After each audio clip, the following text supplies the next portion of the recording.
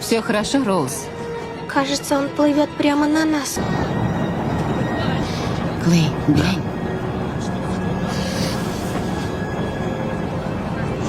Ого, он совсем рядом? По-моему, это плохо. Да не, брось. Он остановится, должен. Проснись. Арчи, вставай, помоги собраться. Вставай. Но мы уже уезжаем. Почему? Охренеть. Арчи, давай скорее.